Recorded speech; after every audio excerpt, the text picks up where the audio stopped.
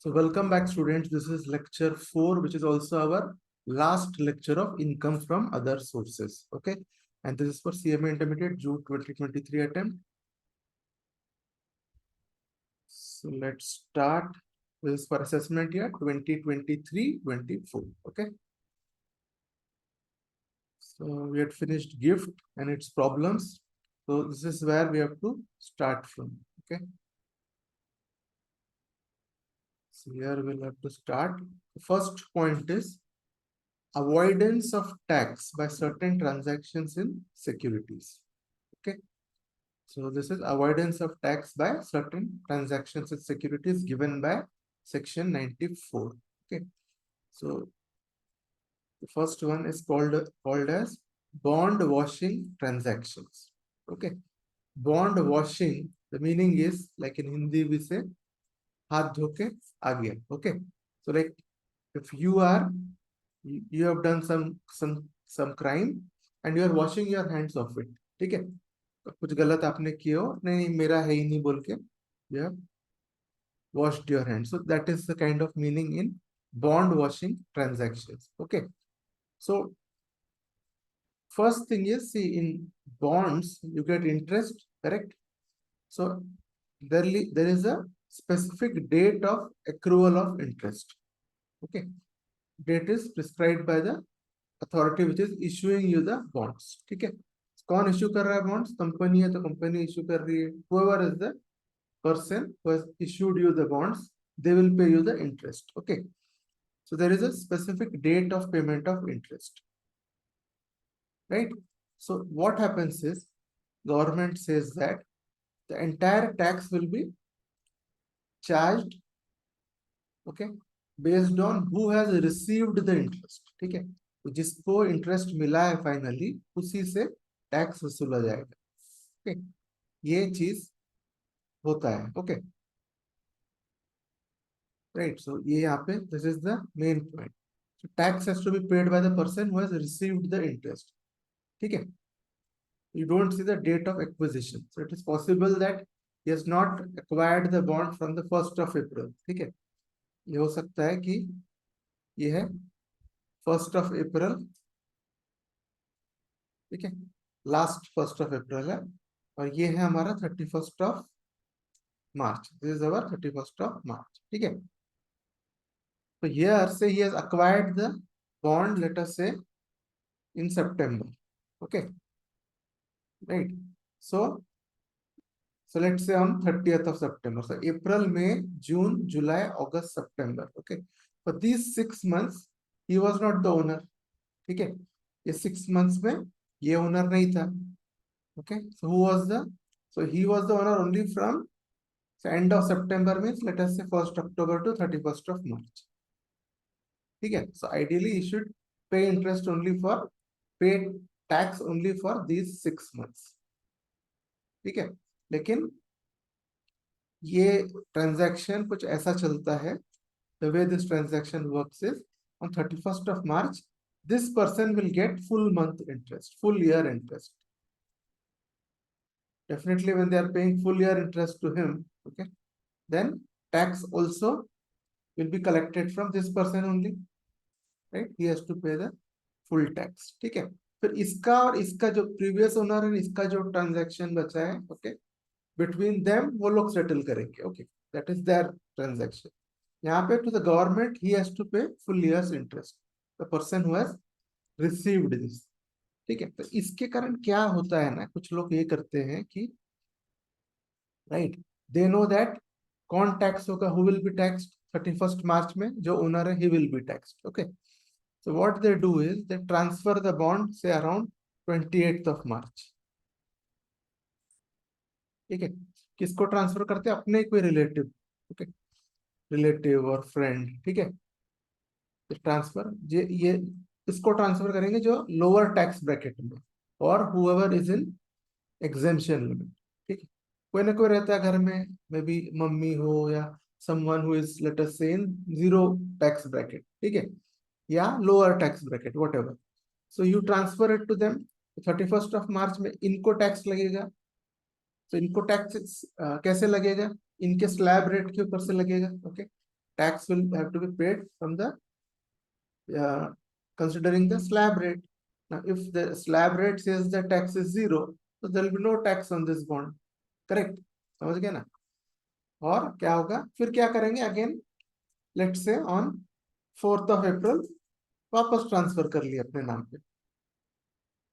Okay, इस तरह के ट्रांजैक्शंस होने लग गए थे. Okay, this kind of transactions to take advantage of this specific date of tax payment. ठीक है, तो ये ट्रांजैक्शन जो मैंने बताया ना, just transferring your security some days before, ठीक है, and retransferring some days later, इसको बोला जाता है, name of these transactions are bond washing transactions. ठीक है, इसका मतलब ये होता है कि टैक्स देने से हाथ धो लिया basically. Okay, that's the meaning. Okay, that he has washed his hands of paying the tax. Okay, so it is called as bond washing transactions. Okay, so क्या करेगी गवर्नमेंट इसमें? it will do, so wherever it sees that such transaction has happened, ठीक है, कोई date specified नहीं है इसके लिए कि 15 days before, 15 days later, ऐसा कुछ नहीं है. Okay, it will just see the government will just see the general trend of operation. ठीक है, वो देख के it will be decided. So wherever government feels that it is a bond washing transactions, तो क्या होगा? ये जो इनकम है ना, it will not be taxable in the hands of that relative or friend. It will be taxable in the hands of the original person who is reacquiring the bond here. ठीक है, बस इतना ही है आपका bond washing transactions. Tax liability may be evaded by transferring securities just before the due date of interest. ठीक है, interest dividend सबके लिए ये होता है bond washing transaction. This holds good for dividend also. ठीक है, डिविडेंड में भी ऐसा किया जाता है. Right, to any person who has low income, जो जिसका इनकम कम है, transfer it to them and reacquire it, जैसे मैंने बताया था. Okay, right, so tax will be charged at a lower rate, है ना. तो इसी के लिए नाउ यू हैव सेक्शन 94(1). ठीक है, इट प्रोवाइड्स दैट, यहाँ पे बोल रहा है वो कि if is transferring securities before due date and reacquires them, ठीक है, then it will be chargeable to tax as the income of the original transferor. ठीक है, जिसने रीअक्वायर किया है. Okay, transfer and reacquire the person was done, it will be taxable in his hands. ठीक है, एक एग्जांपल है. ठीक है, X transferred 1000 10% debentures, due date of interest is 31st March. ठीक है, to brother Y on 27/3/2023 to evade tax and he has repurchased it on 5/4/23. Okay, so interest will be taxable in the hands of X. बस इतना ही है bond washing transactions. Okay, so this is one thing. First category which we have seen is bond washing transactions. Second way is, ठीक है, second way of tax evasion यहाँ पे is transaction relating to securities resulting in less और no income. ठीक है, तो कुछ transactions हैं जिससे आप अपना इनकम कम कर सकते हो. ठीक है, that's what is given here. ठीक है, ओके, अगर someone has beneficial interest in securities. ठीक है, बेनिफिशियल इंटरेस्ट क्या होता है आपका? Your one is your ownership interest. ठीक है, so ownership है, you have the ownership and you will receive dividend also, receive interest और dividend जो भी है. okay, ये दोनों होते हैं नॉर्मली. ऐसा होता है, राइट, यू ओन इट और आप ही रिसीव करोगे. ठीक है, समटाइम्स क्या होते हैं, पीपल ओन सिक्योरिटीज. ठीक है, दे फॉर्म अ ट्रस्ट. ठीक है, तो ट्रस्ट में जो है, trust for the benefit of some relative. ठीक है, कोई रिलेटिव है, उनके बेनिफिट के लिए आपने कर दिए. ओके, आपके अंकल इज ओल्ड. ठीक है, you have created a trust और आपने ट्रस्ट में क्या डाल दिए? You have put, late us say whatever 50 lakhs worth of securities you have put. ठीक है, और यहाँ पे क्या करोगे? Because he is old, he can not decide well, you don't want to give the ownership of the shares to him. ठीक है, तो he can someone can influence him, और कुछ घाटा हो सकता है, so इसीलिए you won't give the interest, the ownership to him, but what you are doing is you are creating a trust such that इसका जो income है ये इनको मिलते रहे, till he is alive he will keep getting income, ठीक है, trust का इनकम मिलेगा, but he cannot sell the original subject matter of the trust, ठीक है, तो ऐसे में जो इनको मिल रहा है ना, सिर्फ इसका इनकम मिल रहा है, that is called as beneficial interest, okay, so it is called as what? Beneficial interest. Transaction relating to securities resulting in less or no income. ठीक है, इसमें हमने क्या किए थे? Person at any time during previous year has beneficial interest. First condition is important that he should have beneficial interest. ठीक है, और beneficial interest वाले के लिए special point है. Okay, so he has done some transaction such that no or less income is received by him. Then what should have been received? यानी suppose, ठीक है, इनको, ठीक है, he should have received interest of rupees 50,000, okay, per month से इनको इतना interest मिलना चाहिए, to give this much interest, okay. What he has just made an arrangement with the interest giving authority कि इनका कुछ लाइबिलिटी है, so he has to pay some rent और some ये, ठीक है, तो इन्होंने इनको क्या बोला, ठीक है, you do one thing, you pay my liability, ठीक है, तो इनकी लाइबिलिटी है से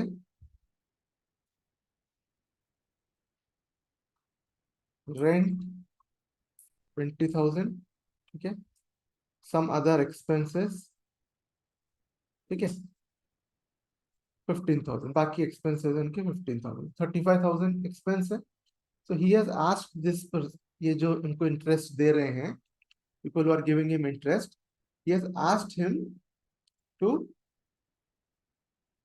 pay these expenses directly. उन्होंने उनको बता दिया कि ये लोग है, just please pay it directly and give me the balance. अब इनको बैलेंस कितना मिलेगा? 50 के जगह they will pay back 15,000, ठीक है, तो ऐसा करने से इनको क्या फायदा है? इनका टैक्स लायबिलिटी कम हो जाएगा, right, his income is reducing, ठीक है, so ऐसा कोई transaction if they are doing such that his income is reducing, then what you will do, you will consider his original expense, original income, ठीक है, original income क्या है इनका? 50,000, ठीक है, ये सब तो एप्लीकेशन ऑफ इनकम, ठीक है, these are all applications of income, okay, so इसको कंसिडर किया जाएगा, ठीक है, यही बोल रहा है सेकेंड में, right,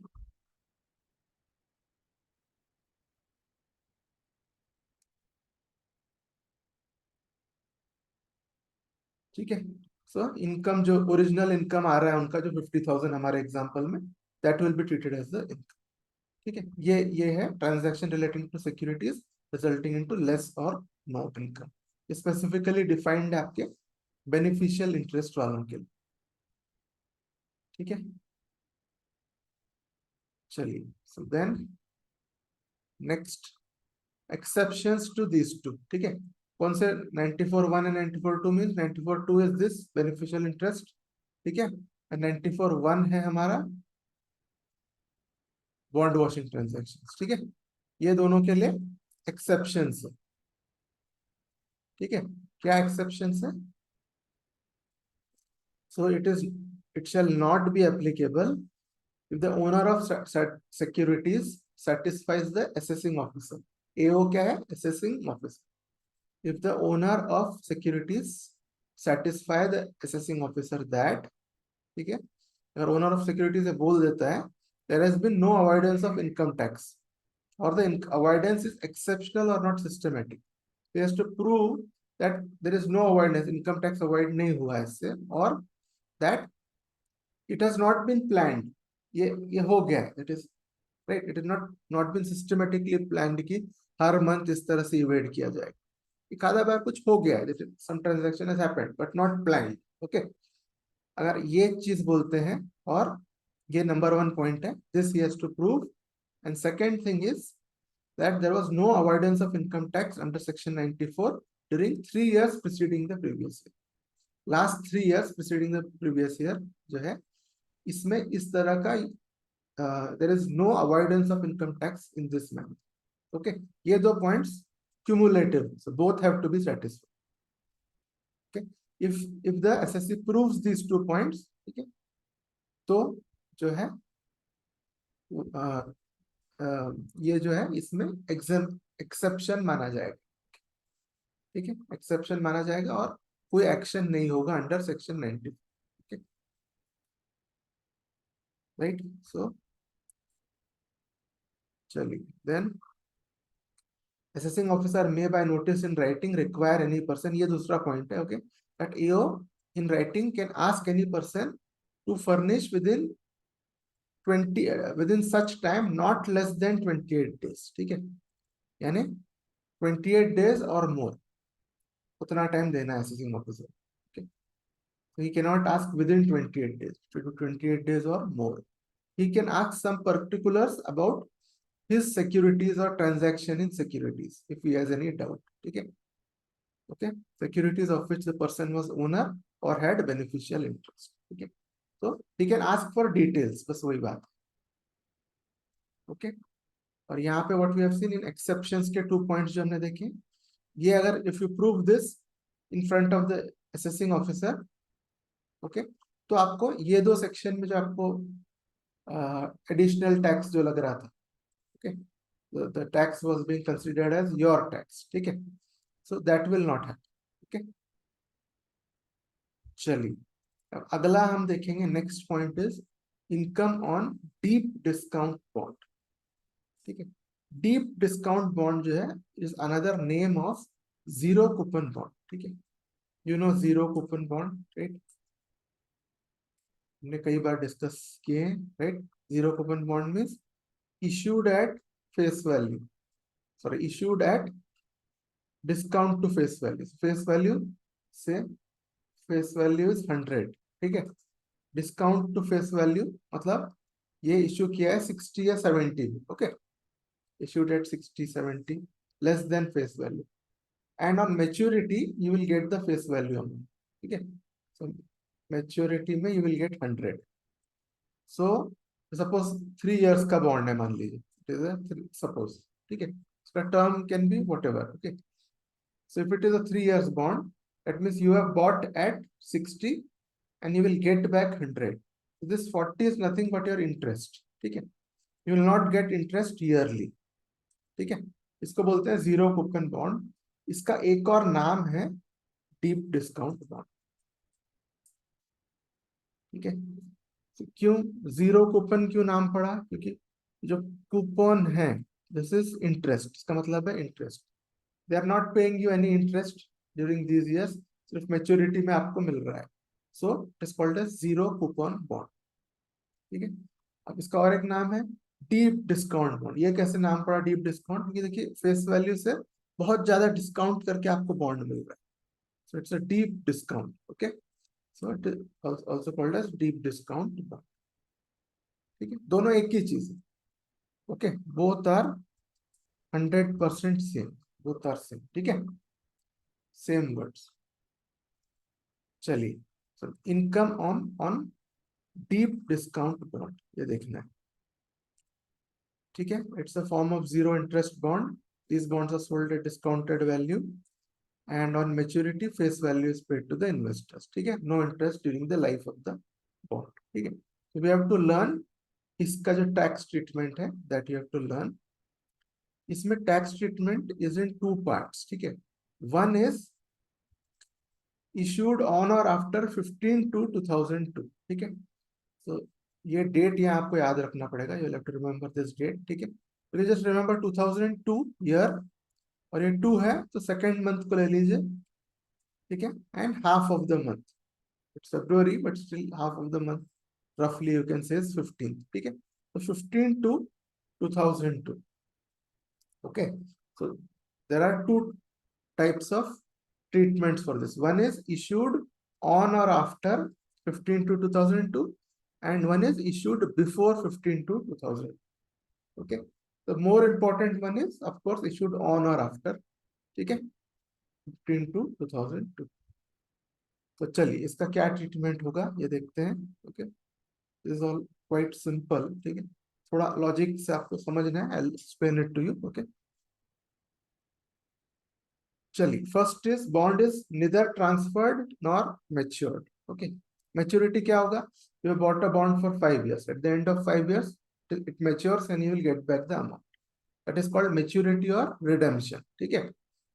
And then transfer means if in the middle of the period you have sold the bond, that is transfer, ठीक है। So if it is neither transferred nor matured means the bond was issued, you have kept it with you, ठीक है, and the maturity is not yet happened, ठीक है। इसमें क्या करेंगे? How to, what to tax as income. Okay, अब पहले जो था अर्लियर ऑन, ठीक है, बिफोर, बिफोर वाला ट्रीटमेंट मैं आपको बताता हूँ, इट इज सिंपलर, वहां से आपको थोड़ा ज्यादा समझ में आएगा। Okay, see this is the treatment before 15/2/2002। Okay, so year पहले जो था treatment was very simple. Okay, we said that if the bond is redeemed, ठीक है, at the end of the period when you get back your money, that is called as redemption, ठीक है।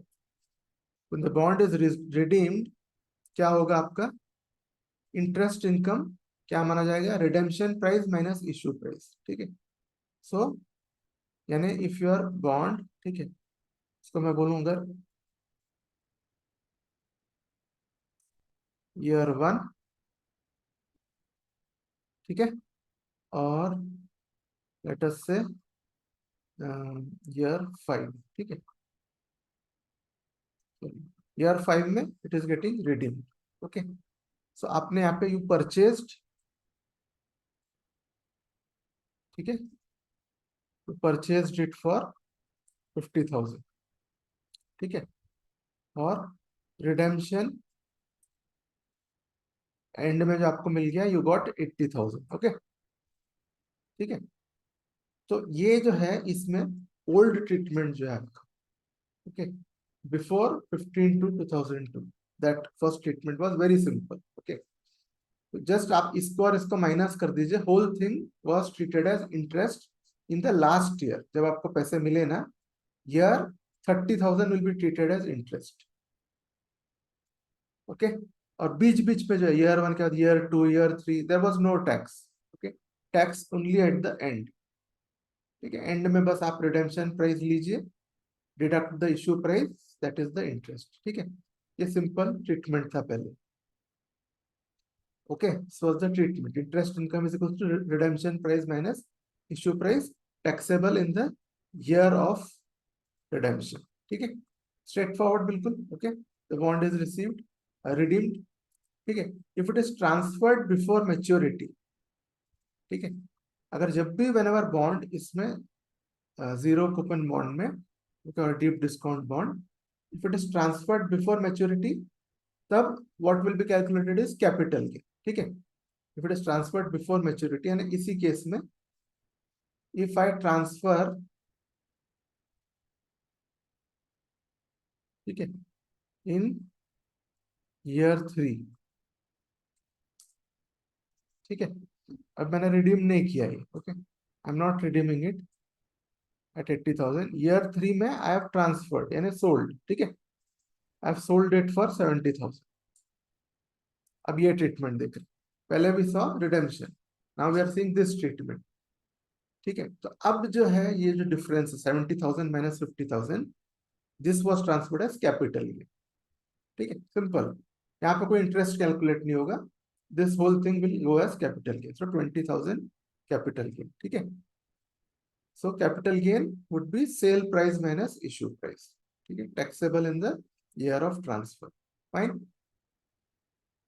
ठीक है। और एक क्या था?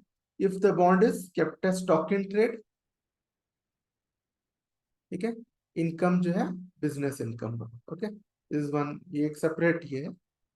ओके, दो चीजें हैं, bond can be kept as investment और एज स्टॉक इन ट्रेड, ठीक है। यहाँ पे the bond is kept as stock in trade, then income जो भी इनकम ऊपर जो आ रहा है, जो भी आपका आ रहा है, in both cases it will B business income, ठीक है। तो तो चलिए ये था हमारा पहला treatment. Okay, this was income on deep discount one. ठीक है, सिंपल स्ट्रेट फॉरवर्ड था। ओके, अब नेक्स्ट जो है, सपोज इसको मैं जस्ट टेक दिस अप। ठीक है,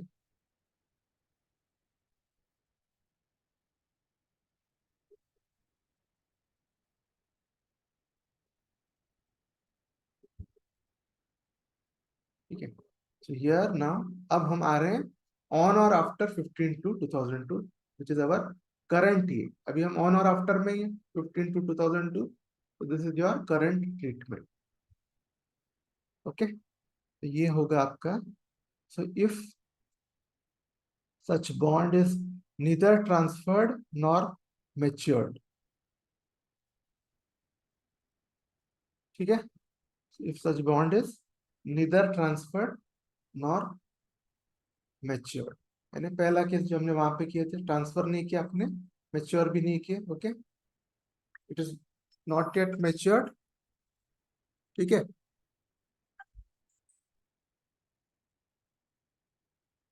सो ठीक है ना, यहाँ पे जो हमने देखे थे।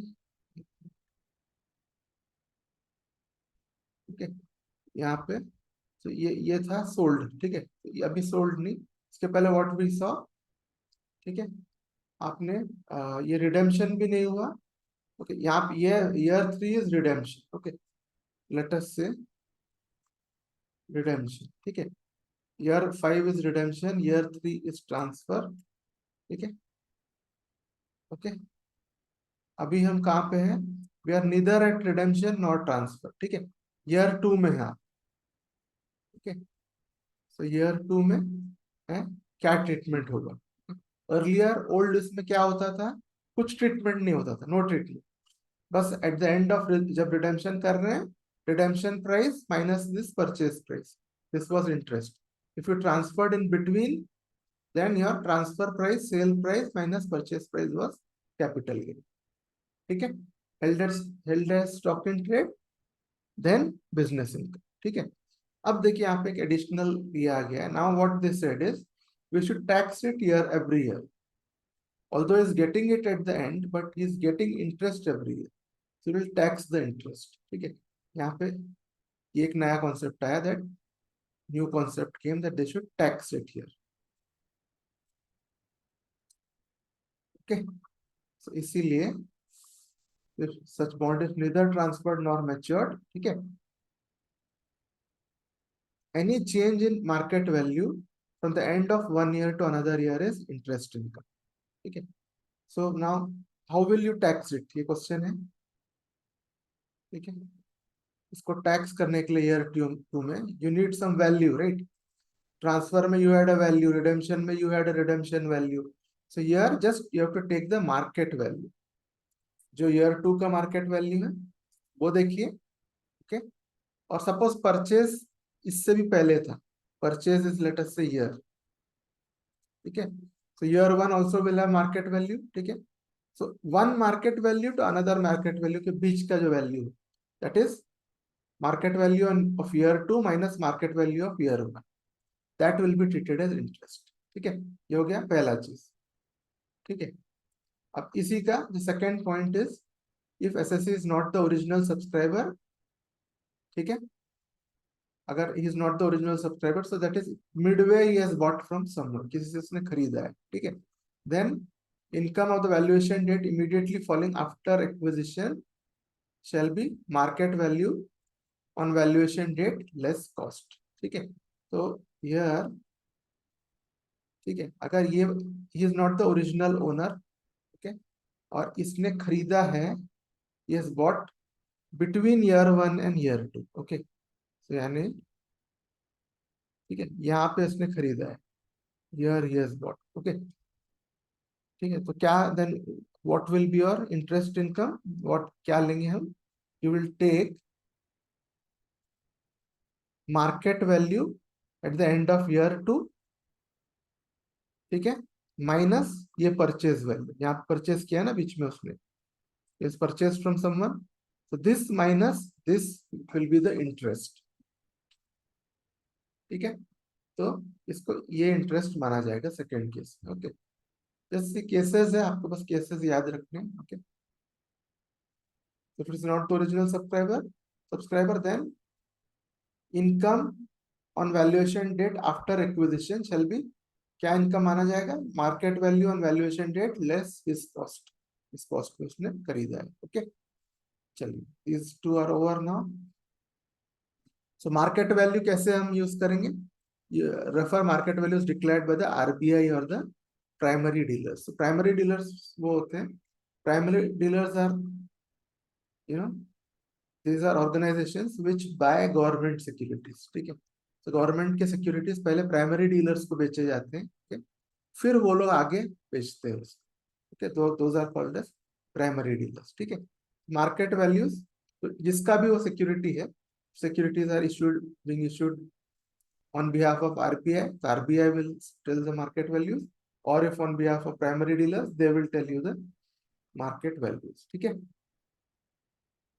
तो जो भी इन्वॉल्व है they will tell you. So sometimes there are money market securities, so money market के से भी सजेशन किया जाता है. ओके, सो इस तरह से मार्केट वैल्यू बनता है. ओके, तो जो जो इंटरमीडिएरीज वगैरह जो इन्वॉल्व है, जो कहने का मतलब मार्केट्स जो इन्वॉल्व है. Okay, so those markets along with RBI and primary dealers, they will determine the value. ठीक है, प्राइमरी डीलर्स कब पिक्चर में आते हैं? Only for government securities. ठीक है, चलिए, सो देन नेक्स्ट इज,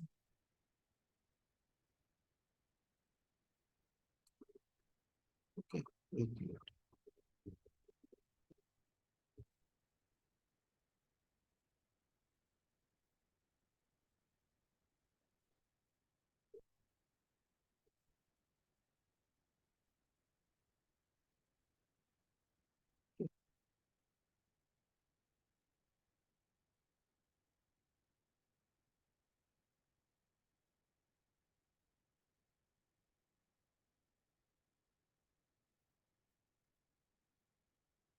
चलिए, ओके, सो नेक्स्ट जो है, नेक्स्ट, ठीक है, ये दो पॉइंट हो गए हमारे फर्स्ट टू पॉइंट. हाँ, और एक क्या करेंगे आप, ये इसका लॉजिक बिल्कुल सेम है. Logic is same as before. ठीक है, interest income in the year in which SSC acquired such bond. ठीक है, जिस साल में एसएससी ने अक्वायर किया बॉन्ड में, bond, what will be the interest income? ठीक है, market value at the end of first year minus original cost. यही हमने यहाँ पे सेम चीज देखे थे. यहाँ पे if SSC is not original subscriber, तो market value less original cost. ठीक है, वही था, यही यहाँ पे same. Okay, interest income in the year in which SSC has acquired such bond is market value at the end of first year minus original cost. ठीक है, यानी यहाँ पे what I showed you. ठीक है, if he has acquired the bond between year 2 and year 3. okay, जैसे year 1 and year 2 के बीच में he has acquired the bond. ठीक है, सो क्या रहेगा इसका? Interest will be market value on year 2. ठीक है, minus this price of his purchase.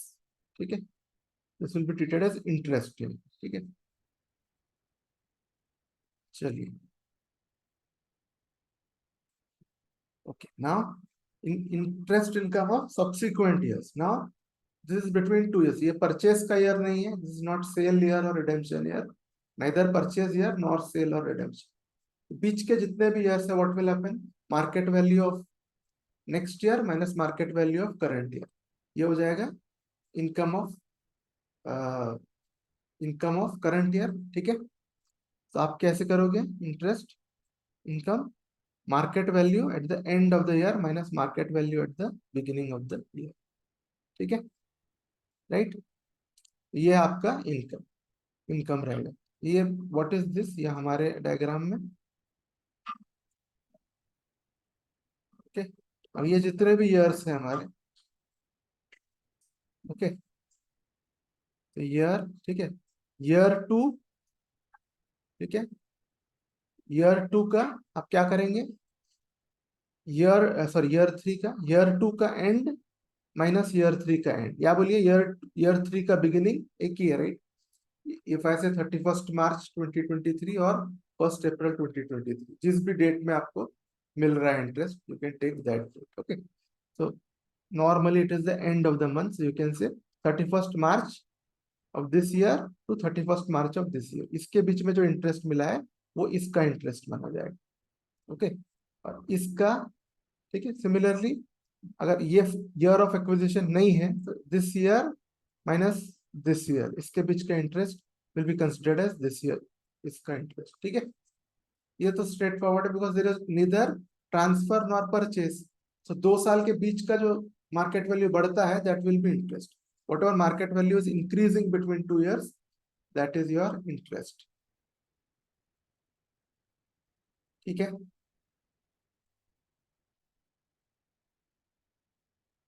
चलिए. Okay, market value at the end of the year, market minus market value the beginning of the year. ठीक है, ये वही है note जो है, refer to market values declared by RBI और primary dealers association of India. ठीक है, jointly with fixed income money market and derivatives association of India. ठीक है, so it depends on what kind of security you are holding. ठीक है, उन चीजों का, if it is fixed income securities then money market involved रहेगा. Okay, derivatives kind के securities then derivatives association will be involved.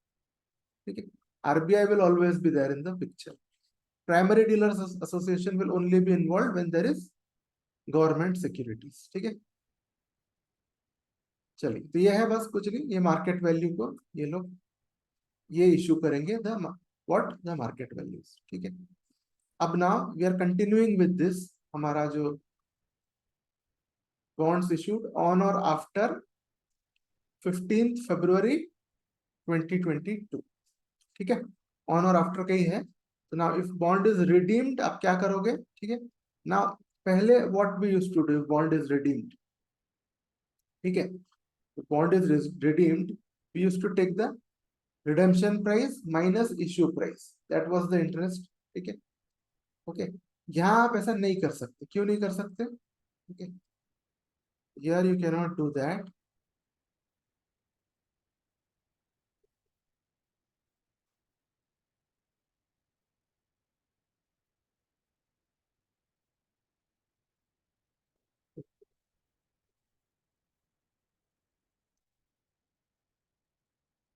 ठीक है, so if the bond is redeemed, okay, what we used to do before. ठीक है, हम सबसे last year का भी यूज टू टेक. ठीक है, जो बिफोर वाला था. Okay, so right, so before 15 फरवरी 2002. ओके, उसमें क्या करते थे आप, एंड में whatever value you have received, okay, ये ले लेंगे आप, और minus purchase price. This used to be your interest on redemptions. Right, but अभी आप ऐसा नहीं कर सकते. क्यों नहीं कर सकते? Reason why you can not do that is, see between these two arrows which I have put, okay, यहाँ से यहाँ तक के अगर हम माइनस करेंगे तो actually what ever appreciation has happened between the years, year 1 to year 2, year 2 to year 3, year 3 to year 4, year 4 to year 5, all appreciation is included in this year 5 minus purchase में, everything is there. But we have already taxed from year 4, year 1 to year 4. ठीक है, ये सबको हमने interest करके we have taxed already, right? year 3 minus year 2 we have taxed, year 4 minus year 3 we have taxed, year 2 minus year 1 we have taxed. ठीक है, so if we take again between these two red arrows, तो double taxation हो जाएगा. It will be double taxation because we have already taken this green part for taxation. ठीक है, तो इसलिए ये जो already you have tax that you have to remove. Okay, तो यहाँ आपको रिमूव करना पड़ेगा. So what you should do to remove, first ये तो लेंगे take year 5, okay, minus purchase. ठीक है, this you will take the difference, but remove all the interest which you have paid in between. ठीक है, जो आपको मतलब जो जो इंटरेस्ट मिला है, ओके, नॉट पेड, रिसीव्ड. ठीक है, whatever interest you have received that you will have to remove from here. Understood? ठीक है, तो इसीलिए इसको कैसे करते हैं, okay, if the bond is redeemed, interest income is redemption price, okay, minus value as on previous valuation date. ये सबसे पहले है interest. Okay, first thing is we are seeing interest. तो इंटरेस्ट पहले बताऊंगा, then we will see the other thing. ठीक है, पहले इंटरेस्ट देखेंगे। इंटरेस्ट में क्या करेंगे आप, रिडेम्पशन में you will get some price. Okay, every year हम कर रहे हैं right, between two valuation dates में हम इंटरेस्ट निकाल रहे हैं। So when you get the redemption price minus previous valuation date will be interest. ठीक है, वो तो हम कर देंगे। So you will get the final redemption price, last year का interest also will be charge. ठीक है, अच्छा, अब ये पॉइंट है जो मैं आपको समझा रहा था, तो वहां पे what I was explaining it is this: if redeemed by the intermediate purchaser, not original subscriber, someone who has bought it in between. Okay, someone who has bought it in between, बीच में जगह खरीदा है. Okay, if you have redeemed, वो straight forward है. ठीक है, once you redeem it, redemption price on the redemption date upon market value on the previous valuation. ठीक है, वो आपका interest हो जाएगा. Now if redeemed by intermediate purchaser, not original subscriber, ठीक है, तो आपको करना पड़ेगा interest income is equals to redemption price minus cost. ठीक है, so if it is redeemed by the intermediate purchaser, okay, क्या करेंगे हम, will take redemption price minus cost. Cost का मतलब यहाँ कुछ और है. Meaning of cost is not just the cost. ठीक है, यहाँ पे कॉस्ट क्या है आपका, cost is equals to acquisition cost. ठीक है, intermediate purchaser has purchased, paying some money, so that is his acquisition cost. ठीक है, acquisition cost plus income already offered to tax. ठीक है, जो previous owner, now previous owner has already offered some income to tax. ठीक है, then he has sold it to him, right? तो वो उसका टैक्स पे इसको नहीं लगना चाहिए. ओके, ठीक है, so it will be, cost will be जो एक्विजिशन कॉस्ट, ठीक है, plus income already offered to tax by such transfer. ठीक है, तो ओरिजिनल चीज को आप लेंगे, you will take the original acquisition cost. ठीक है, plus income already offered to tax, यानी जो टैक्स ऑलरेडी कर दिया गया है उसको आप इसमें जोड़ लेंगे. सो what you will get here is original acquisition cost. ठीक है, तो ये जो एक्विजिशन कॉस्ट है ये ओरिजिनल ओनर का है, ये बीच में जिसने खरीदा है उसका नहीं. ठीक है, this is acquisition cost of original owner plus income already offered to tax, यानी कितना उसका एक्विजिशन कॉस्ट था प्लस ऑल इंटरेस्ट जो जो उस पर टैक्स हुआ है. ठीक, just add everything together. Okay, उसको बोला जाएगा कॉस्ट. ठीक है, that will be treated as cost. And now for the new person के लिए क्या करेंगे, you will take redemption price. ठीक है, रिडेम्पशन प्राइस जिसका new person is getting the redemption price, right? So minus cost. ठीक है, कॉस्ट यानी पिछले ओनर का एक्विजिशन कॉस्ट और जितना भी उसने ऑलरेडी टैक्स कर दिया है, जैसे already taxed, already paid tax. Okay, ठीक है, तो उसको आपको ये करना पड़ेगा. Okay, that you will have to remove.